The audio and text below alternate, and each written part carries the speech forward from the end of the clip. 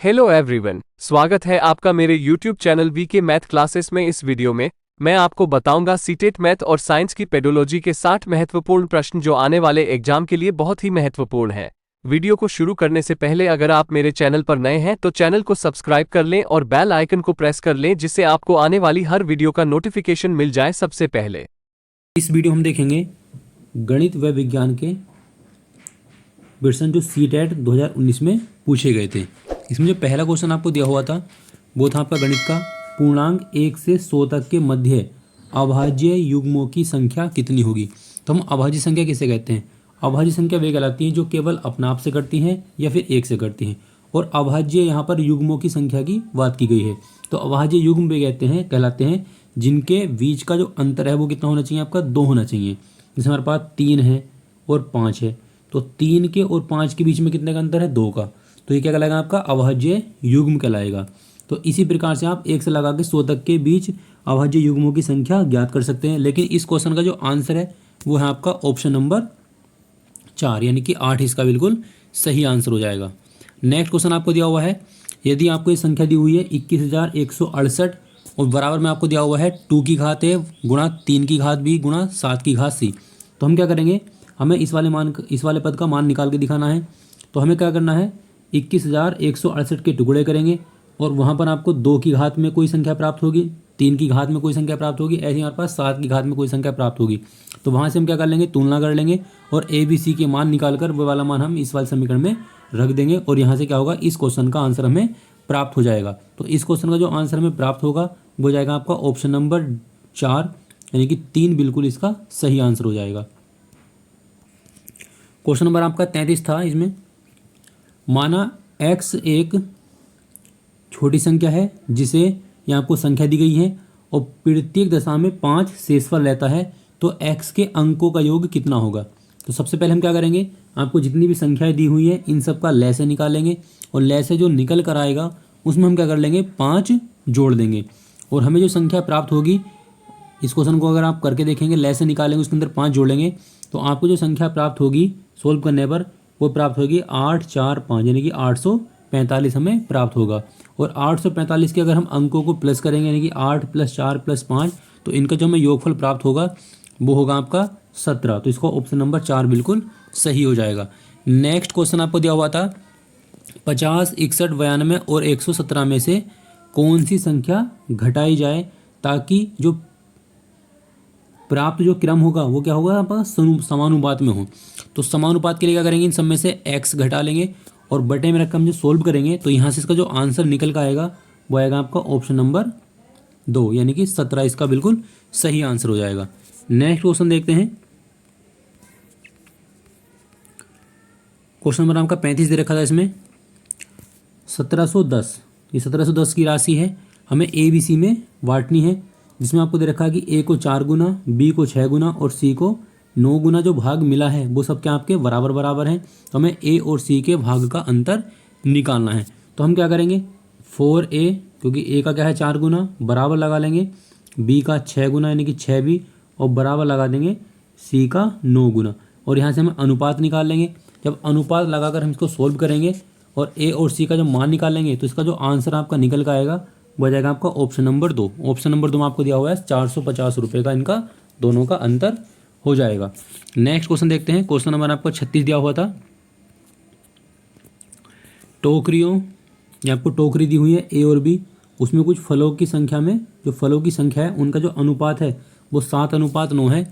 यदि एक टोकरी, जो टोकरी तुम्हारी पहली वाली है ए, उसमें से हमने क्या करा है 6 फल निकाल कर टोकरी बी में डाल दिए, तो अनुपात कितना हो जाएगा आपका? 1:3 हो जाएगा।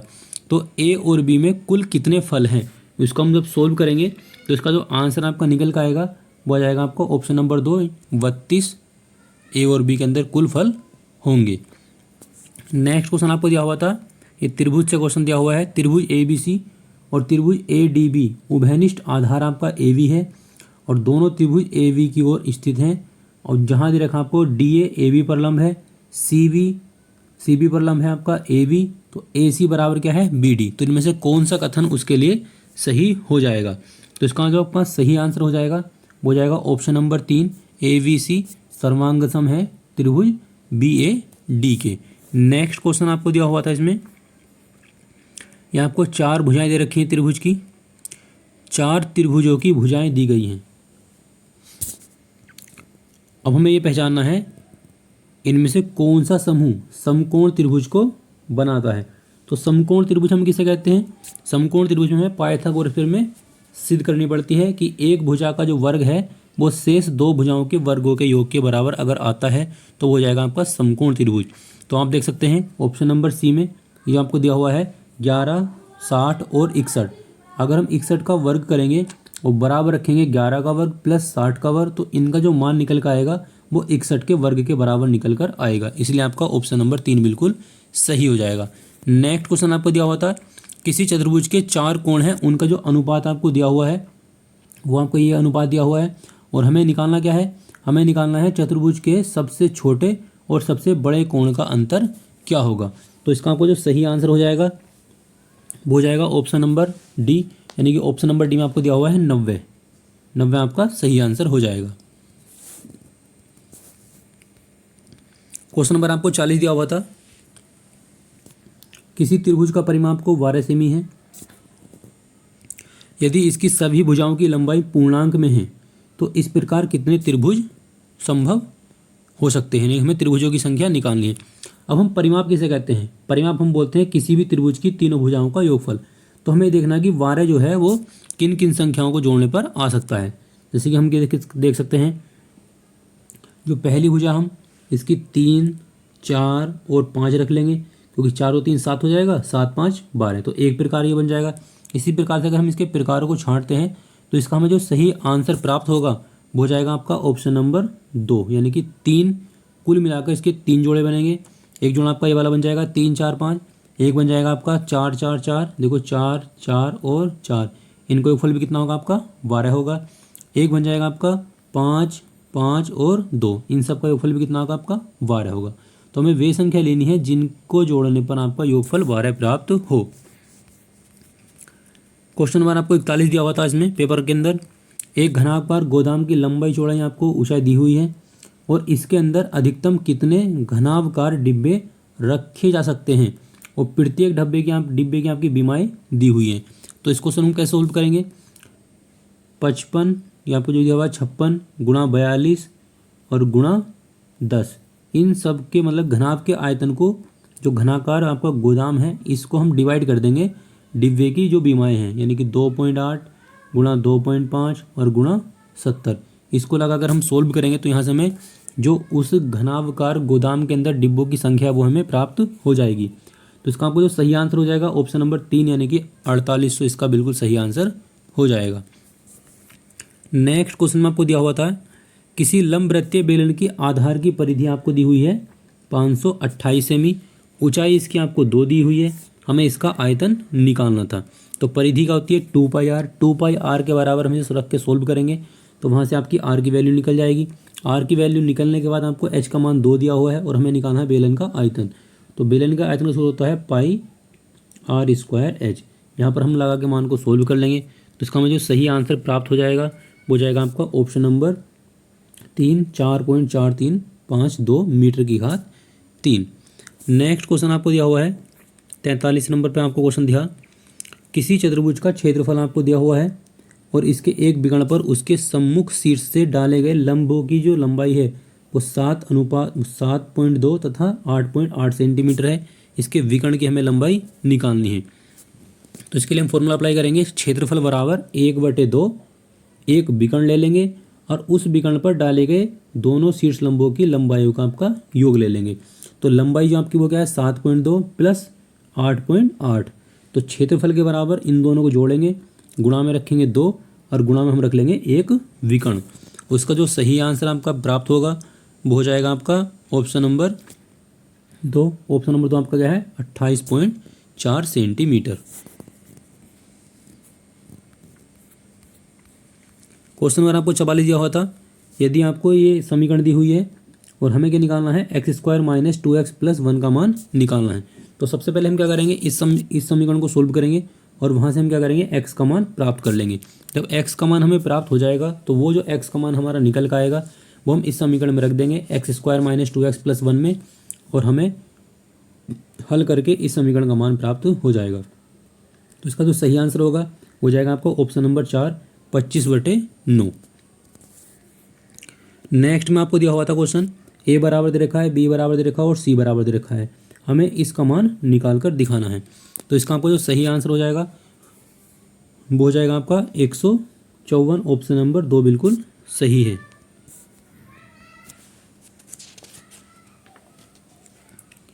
नेक्स्ट क्वेश्चन आपको दिया हुआ है क्वेश्चन नंबर 46 नंबर पर। यहाँ आपको एक बीजीय बीजगणितीय व्यंजक आपको दिया हुआ है और हमें ये बताना है ये जो व्यंजक है आपका किसके बराबर है। अगर आप यहाँ देखेंगे शुरू वाले पद में तो ये इतना जो है ये सूत्र किसका है, x की घात 3 माइनस y की घात 3 का। अगर आप यहाँ देखते हैं तो ये जो फॉर्मूला है ये फॉर्मूला आपका है x की घात 3 प्लस y की घात 3 का। और यहाँ पर आप देखेंगे अगर हम इसको फॉर्मूला लगा के खोलकर सोल्व करेंगे तो यहाँ से हमें जिसका जो आंसर प्राप्त हो जाएगा वो प्राप्त हो गया आपका ऑप्शन नंबर 3। ऑप्शन नंबर 3 आपको दिया हुआ है x की घात 3 प्लस y की घात 3 प्लस xy और इंटू में है y माइनस x। तो इसका ऑप्शन नंबर 3 बिल्कुल सही हो जाएगा। नेक्स्ट क्वेश्चन में आपको दिया हुआ था ये आपको कई सारे आंकड़े दिए हुए हैं और इन आंकड़ों के बाद हम क्या कहा है कि हमें माध्य निकालना है, बहुलक निकालना है, परिसर निकालना है। हमें 3 चीज़ निकालनी है। जब तीनों चीज़ निकल कर आ जाएंगी उसको हमें निकालना है माध्य। तो समान माध्यक भी आप निकालेंगे, बहुलक भी निकालेंगे। परिसर हम कैसे निकालते हैं, इन दिए गए आंकड़ों के अंदर सबसे जो बड़ी संख्या है वो क्या है आपकी 50 है और सबसे छोटी संख्या क्या है आपकी 0। तो बड़ी संख्या में से हम क्या करते हैं छोटी संख्या को माइनस कर लेते हैं और वहाँ से हम परिसर को निकाल लेते हैं। और जो आपका माध्यक, बहुलक और परिसर निकल कर आएगा उनका हमें निकालना है समांतर माध्य। और समांतर माध्य का जो फॉर्मूला होता है वो होता है पदों का योग बटे पदों की संख्या। अगर हम उस फॉर्मूले को लगा कर सोल्व करेंगे तो इसका जो आंसर हमें प्राप्त होगा हो जाएगा आपका ऑप्शन नंबर 3 यानी कि 33 इसका बिल्कुल सही आंसर हो जाएगा। क्वेश्चन नंबर आपको 48 दिया हुआ था, ये आपके जो पेडोलॉजी है मैथ की, इसमें कहा गया है एक गणितीय प्रमेय है। एक गणितीय प्रमेय क्या होती है, तो इसका जो सही आंसर है वो आपका हो जाएगा ऑप्शन नंबर 1 एक कथन जिसे अभिग्रहितों की तर्क संगत युक्तियों द्वारा हम सिद्ध कर सकते हैं। तो इसका ऑप्शन नंबर 1 बिल्कुल सही हो जाएगा। नेक्स्ट क्वेश्चन आपको दिया हुआ था 49 नंबर पर, वस्तुएं जो एक समान वस्तु के बराबर हैं वे एक दूसरे के बराबर होंगी, यह अभयग्रहित जो अंकगणित बीजगणित के आधार पर है दिया है। तो ये किसने दिया है आपका, वो दिया आपका यूक्लिड ने। तो इसका ऑप्शन नंबर आपका 1 बिल्कुल सही हो जाएगा। 50 नंबर पर आपको क्वेश्चन दिया हुआ था गणित में अंतः विषयकता को प्रोत्साहित करने के लिए निम्नलिखित में से किसे आकलन योजना के रूप में आप उपयोग किया जा सकता है।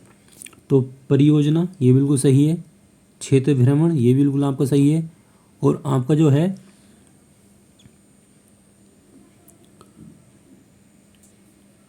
इसका ऑप्शन नंबर 1 बिल्कुल सही हो जाएगा। आप गणित के अंदर अगर आपको बच्चों को प्रोत्साहित करना है तो परियोजना बनाकर आपको क्षेत्र भ्रमण कराकर उसका उपयोग आराम से कर सकते हैं। तो इसका ऑप्शन नंबर 1 बिल्कुल सही हो जाएगा, ए और बी।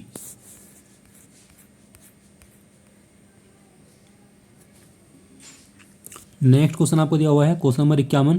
क्वेश्चन नंबर 51 में आपको कहा गया है किस विधि से यह सिद्ध किया जाता है कि दो सम पूर्णांकों का योग सदैव सम होता है। तो इसके लिए हम विधि यूज करते हैं प्रत्यक्ष उपपत्ति। ऑप्शन नंबर 2 बिल्कुल सही हो जाएगा। क्वेश्चन नंबर आपका नेक्स्ट था गणित के उच्च प्राथमिक स्तर पर अगर आप 6 से लगाकर 8 तक के बच्चों को पढ़ाते हैं तो निम्नलिखित में से किन कौशलों को प्रोत्साहित किया जा सकता है।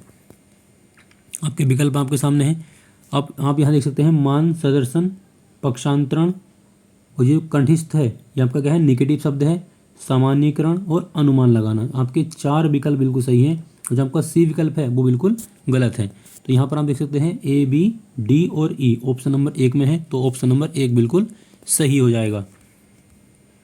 53 पे आपका क्वेश्चन था, इसमें कहा गया आपका निम्नलिखित में से किस कार्य से विद्यार्थियों में विवेचनात्मक विचारों के विकास में संभावना न्यूनतम होगी। तो इसका आपका जो सही आंसर हो जाएगा, आप ऑप्शन पढ़ सकते हैं लेकिन मैं आपको बताता हूँ इसका सही आंसर क्या होगा। तो इसका जो सही आंसर हो जाएगा आपका वो हो जाएगा ऑप्शन नंबर 4, एक लंबवृत्तीय बेलन का आयतन ज्ञात कीजिए जिसकी त्रिज्या 3.5 और ऊंचाई आपको 10 सेंटीमीटर दी हुई है। इससे क्या होगा, जब आपको सभी मान दिए हुए होंगे तो बच्चे को ज़्यादा सोचने विचारने की आवश्यकता होगी नहीं। उससे क्या होगा, उसकी जो विकास की संभावना है वो न्यूनतम हो जाएगी। बच्चे का मस्तिष्क का विकास कब होता है, जब वो सोचता है, विचार करता है, उसके लिए प्लानिंग करता है, उससे क्या होता है, बच्चे का विकास होता है। लेकिन जब सब मान उसके दिए हुए हैं तो उससे क्या होगा, विकास की संभावना न्यूनतम हो जाएगी। इसलिए इसका ऑप्शन नंबर 4 बिल्कुल सही हो जाएगा। नेक्स्ट क्वेश्चन हम देखते हैं। इसमें कहा गया है राष्ट्रीय पाठ्यचर्या की रूपरेखा यानी कि NCF 2005 के अनुसार सभी के लिए गणित उपलब्ध कराने का व्यापक उद्देश्य निम्नलिखित में से किससे संरेख है। तो इसका जो सही आंसर आपका हो जाएगा ऑप्शन नंबर 3। ऑप्शन नंबर 3 में आपको दिया हुआ है विभिन्न क्षेत्रों और विभिन्न सामाजिक समूहों वाले गणितज्ञों के योगदानों की विशिष्टताओं पर बल देना चाहिए।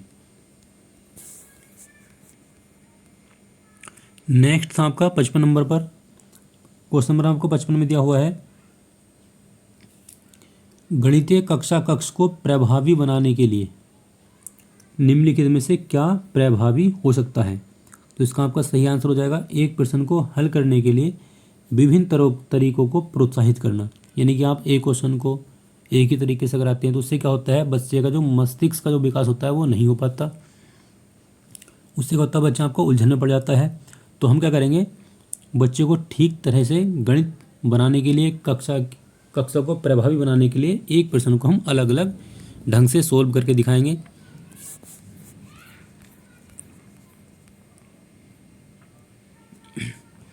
नेक्स्ट आपका दिया हुआ था क्वेश्चन नंबर 56।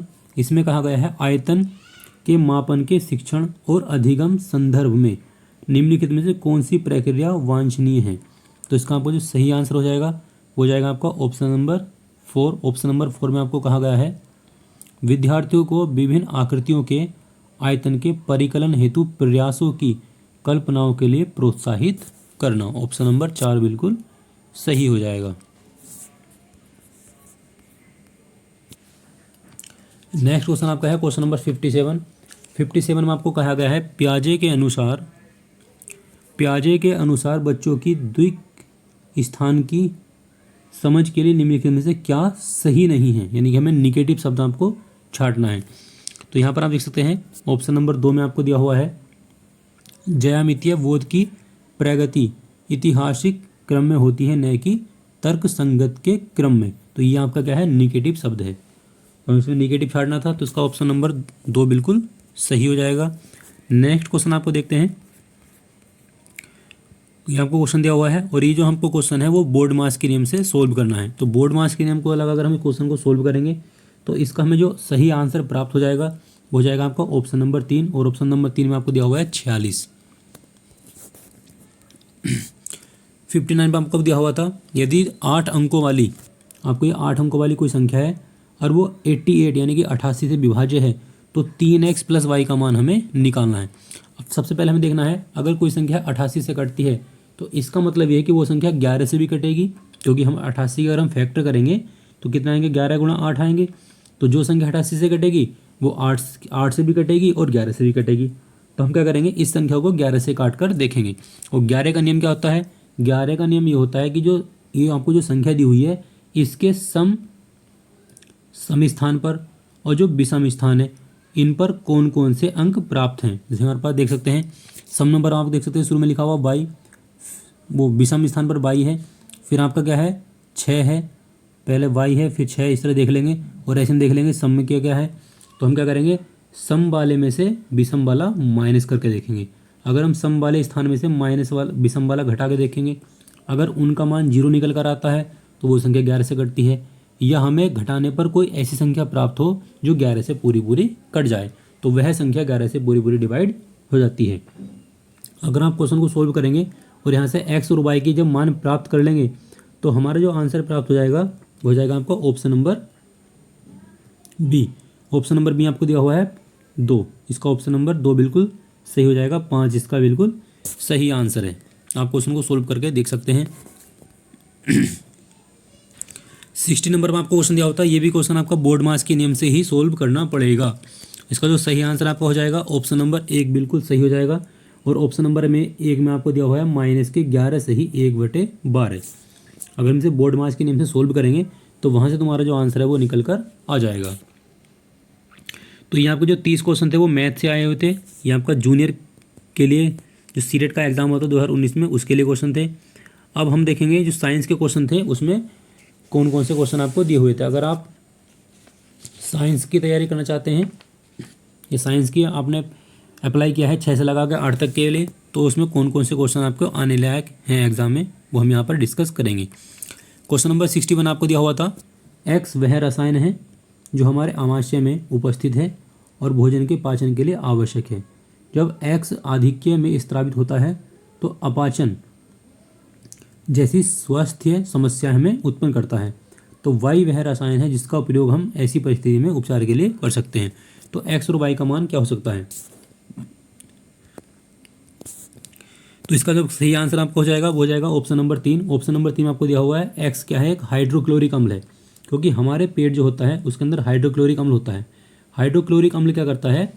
HCl, वो हमारे जो भोजन हम खाते हैं उसे पाचन में सहायता करता है। अगर हम क्या करेंगे, अधिक मात्रा में भोजन खाते हैं तो उससे क्या होता है, अधिक मात्रा में HCl निकलेगा।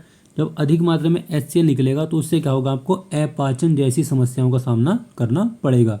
और अपाचन जैसी समस्याओं को दूर करने के लिए हम क्या लेते हैं, मिल्क ऑफ मैग्नीशिया, यहाँ लिखा हुआ मिल्क ऑफ मैग्नीशिया।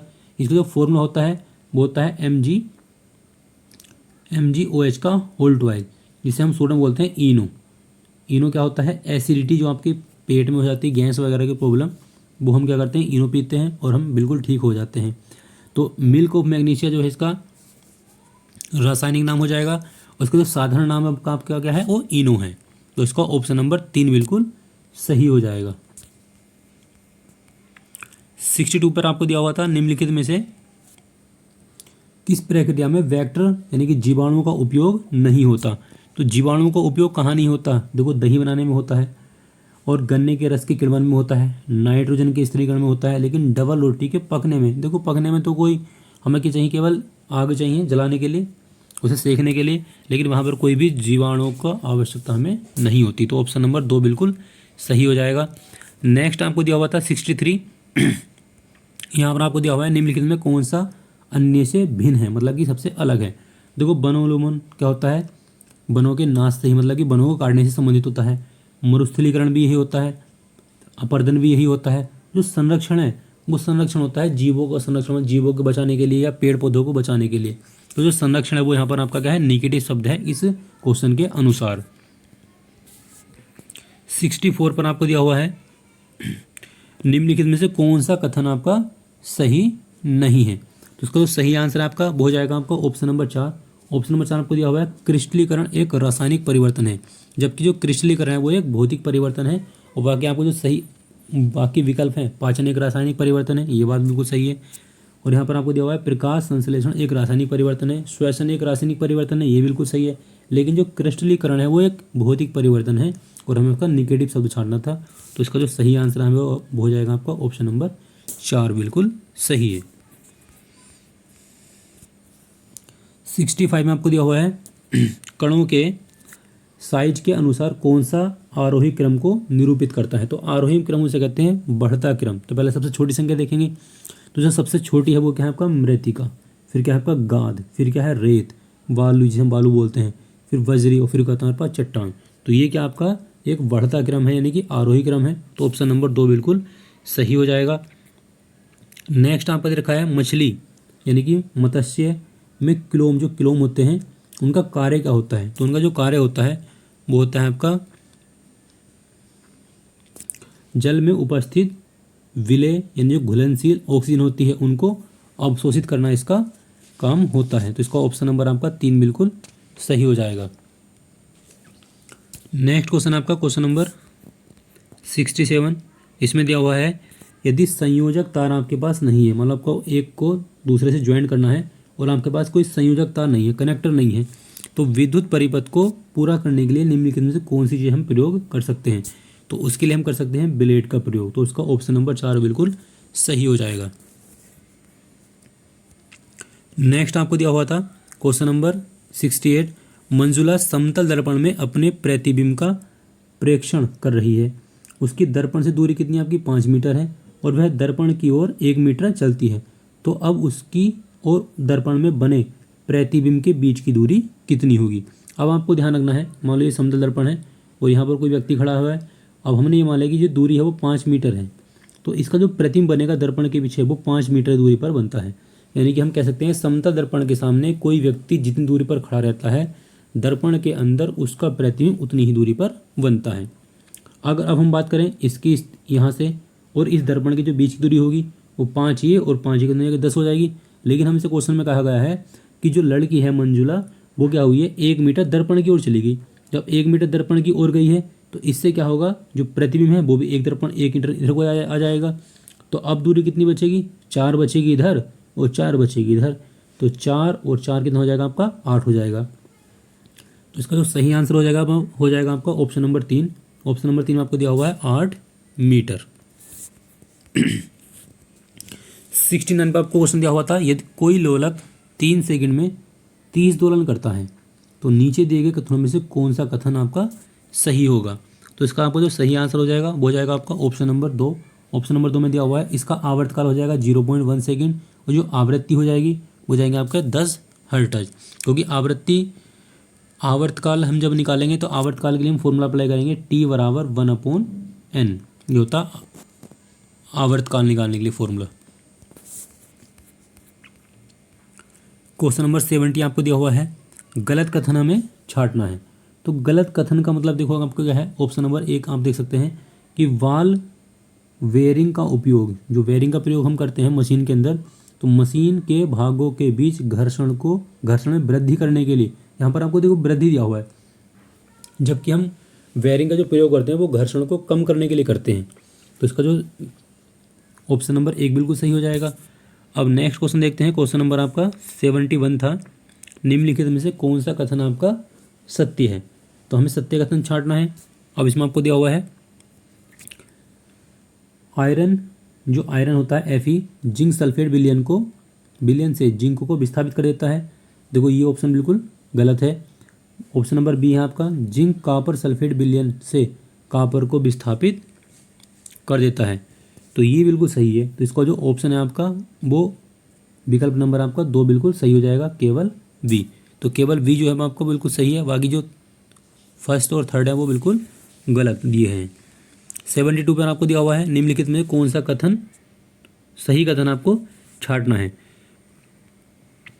तो यहाँ पर आप देख सकते हैं क्वेश्चन ऑप्शन नंबर डी में प्रयोगशाला में थर्मामीटर का जो परिसर है वो डॉक्टरी परिसर से अधिक होता है।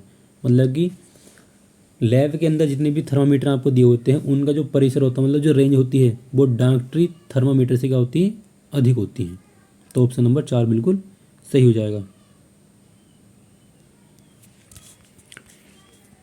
73 आपका क्या है, गलत को हमें पहचानना है। तो गलत हम किस तरह से पहचानेंगे, यहाँ पर आप क्वेश्चन देख सकते हैं। तो इसको मैं आपको सही आंसर बताता हूँ। इसका जो सही आंसर है वो आपका ऑप्शन नंबर 3 है।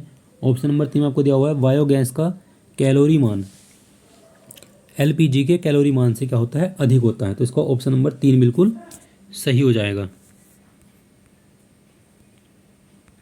नेक्स्ट क्वेश्चन आपको दिया हुआ है कोई बस अपनी यात्रा के पहले 12 मिनट में इतने किलोमीटर की चाल से अगले 18 मिनट में इतनी की चाल से चलती है, तो इस समय की अवधि में बस द्वारा तय की गई हमें दूरी निकालनी।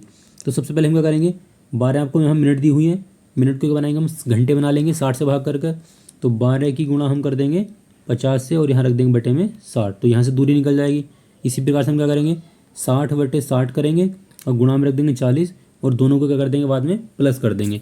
तो इसका जो सही आंसर आपका प्राप्त हो जाएगा वो जाएगा ऑप्शन नंबर 2। ऑप्शन नंबर 2 में आपको दिया हुआ 22 किलोमीटर की दूरी वो तय करेगी। 75 में हमको कहा गया है निम्नलिखित में से गलत को हमें पहचानना है। तो यहाँ पर आप देख सकते हैं सभी विकल्प आप पढ़ सकते हैं, लेकिन इसका जो सही आंसर है वो है आपका ऑप्शन नंबर 4। ऑप्शन नंबर 4 आपको दिया हुआ है सभी आवर्ती गतियाँ वर्तुल यानी कि वृत्ताकार गतियाँ होती हैं। देखो सभी आवर्त गतियाँ वृत्ताकार गतियाँ नहीं हो सकती, कोई सरल रेखा गति हो सकती है, कोई यादृच्छिक गति हो सकती है, कोई दोलन गति हो सकती है। तो सभी जो आवर्त गति है वो वृत्ताकार गतियाँ नहीं हो सकती, और यही क्या है इसका निगेटिव पॉइंट है। इसलिए ऑप्शन नंबर 4 बिल्कुल सही हो जाएगा। 76 में आप देख सकते हैं समतल दर्पणों में बनने वाले प्रतिबिंबों के मध्य के संबंध में नीचे में जो आपको कथन दिए हुए हैं इनमें से कौन सा कथन आपका सही है। अब हम देख सकते हैं कौन सा कथन आपका सही हो जाएगा। प्रतिबिंब सीधा बनता है, ये आपका पहला विकल्प है। दूसरा आपका है प्रतिबिंब वास्तविक बनता है। देखो वास्तविक बनने की कोई गारंटी नहीं, तो इसका ये निगेटिव पॉइंट है। अगला हमारे पास क्या है, प्रतिबिंब पार्श्व परिवर्तित होता है, ये बात बिल्कुल सही है। और प्रतिबिंब का जो साइज होता है बिंब के साइज के बराबर होता है। तो समतल दर्पण के अंदर हमेशा जो प्रतिबिंब बनता है वो वस्तु के बराबर ही बनता है। तो इसका ऑप्शन नंबर आपका पहला और जी आपका तीसरा और यानी कि ए सी और डी, तो ए सी डी, तो ए सी डी आपकी कहाँ है, ऑप्शन नंबर 2 में है। तो ए सी डी आपका बिल्कुल सही आंसर हो जाएगा। 77 में आपको दिया हुआ था निम्नलिखित में से क्या विज्ञान की प्रकृति के संदर्भ में सही नहीं है। देखो सही नहीं है, हमें तो निगेटिव छांटना है। तो कौन सा आपका सही नहीं होगा, तो ये हो जाएगा आपका ऑप्शन नंबर 4। ऑप्शन नंबर 4 आपको दिया हुआ है विज्ञान तथ्यों के समुच्चय के समतुल्य है। तो ऑप्शन नंबर 4 आपका सही हो जाएगा। 78 पर आपको दिया हुआ है राष्ट्रीय पाठ्यचर्या यानी कि एनसीएफ 2005 के अनुसार अच्छी विज्ञान की पुस्तक क्या होती है। तो अच्छी विज्ञान की पुस्तक वही होती है जो बच्चे के प्रति क्या हो, निष्ठ हो। तो इसका ऑप्शन नंबर आपका 2 बिल्कुल सही हो जाएगा। नेक्स्ट आपका 79 पर आपको दिया हुआ है एक अच्छी विज्ञान शिक्षा पाठ्यचर्या की निम्नलिखित में से कौन सी वैधता की संतुष्टि क्रियाकलाप का प्रयोग द्वारा की जाती है। तो इसका आपको जो सही आंसर हो जाएगा ऑप्शन नंबर 4 प्रक्रियात्मक। नेक्स्ट क्वेश्चन आपको दिया हुआ था 80 में क्वेश्चन आपको दिया हुआ है अनु कक्षा 8 के बच्चों को शैक्षिक भ्रमण के लिए लेकर जाती है। इस क्रियाकलाप के लिए निम्नलिखित में से क्या सबसे अधिक उपयुक्त उद्देश्य हो सकता है। तो इससे क्या होगा, यह बच्चों के मध्य अंतः क्रिया को प्रेरित करता है, ये बिल्कुल सही हो जाएगा। दूसरा आपको हो जाएगा यह ठोस अनुभवों के द्वारा प्रक्रिया कौशलों को बढ़ावा देगा, ये बिल्कुल सही हो जाएगा। तीसरा आपका हो जाएगा यह बच्चों के अवलोकन कौशलों को बढ़ाता है, ये बिल्कुल सही हो जाएगा। और फिर आपको दे रखा है ऑप्शन नंबर डी में यह शिक्षक और कक्षा की लय को तोड़ता है, तो ये बिल्कुल निगेटिव है। तो इसका option number A B C दोनों सही हो जाएंगे। तो ए बी सी आपका ऑप्शन नंबर 1 में है, तो ऑप्शन नंबर 1 बिल्कुल सही हो जाएगा। 81 में आपको दिया हुआ है निम्नलिखित में से क्या उच्च प्राथमिक स्तर पर विज्ञान शिक्षा का उद्देश्य नहीं होना चाहिए। ठीक है, हमें इसमें निगेटिव छांटना है। तो निगेटिव आपका जो शब्द है वो कौन सा है, वो है आपका ऑप्शन नंबर 4। ऑप्शन नंबर 4 आपको दिया हुआ है अवधारणाओं की पाठ्य पुस्तकीय परिभाषाओं पर बल देना। देखो परिभाषाओं से बल देने से कोई मतलब नहीं है इसका, ये इसलिए जो आपका है ऑप्शन नंबर 4 बिल्कुल सही हो जाएगा, क्योंकि हमें इसके छाड़ना है निगेटिव छाड़ना है, यानी कि जो गलत है वो हमें छाड़ना है। 82 में क्या आपका निम्नलिखित में से क्या बच्चों में समालोचनात्मक चिंतन को बढ़ावा दे सकता है। तो इसका ऑप्शन नंबर सी बिल्कुल 3 बिल्कुल सही हो जाएगा। बच्चों को समूह में आपस में चर्चा और उसके उपरांत बड़े समूह में साझा करने को कहना।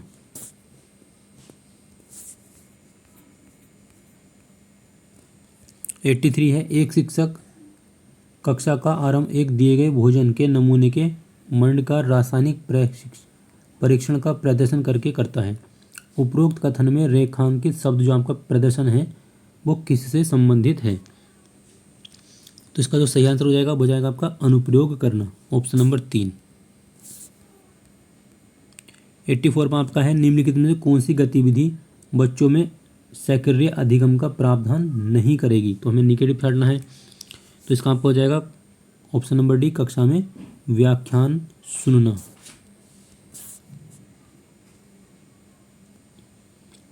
85 आपको दिया हुआ है विज्ञान में निम्नलिखित में से किसके द्वारा सीखने में कमी का पता लगाया जाता है। तो इसका आपका ऑप्शन नंबर 3 बिल्कुल सही हो जाएगा, यानी कि ए बी सी। तो ए वाला बिल्कुल सही है, बी बिल्कुल सही है और सी बिल्कुल सही है। तो इसका ऑप्शन नंबर 3 बिल्कुल सही हो जाएगा, ए बी सी के द्वारा। 86 में आपको क्वेश्चन दिया हुआ था निम्नलिखित में से कौन सा साधन अवलोकन आधारित है। तो इसका आंसर हो जाएगा ऑप्शन नंबर 4। ऑप्शन नंबर 4 आपको दिया हुआ है वर्णन अभिलेख। 87 पर आपको दिया हुआ है नीचे दिए गए कथनों में से कौन सा सही है वो हमें छांटना है। तो ये आप स्टेटमेंट पढ़ सकते हैं, लेकिन इसका जो सही आंसर हो जाएगा वो हो जाएगा आपका ऑप्शन नंबर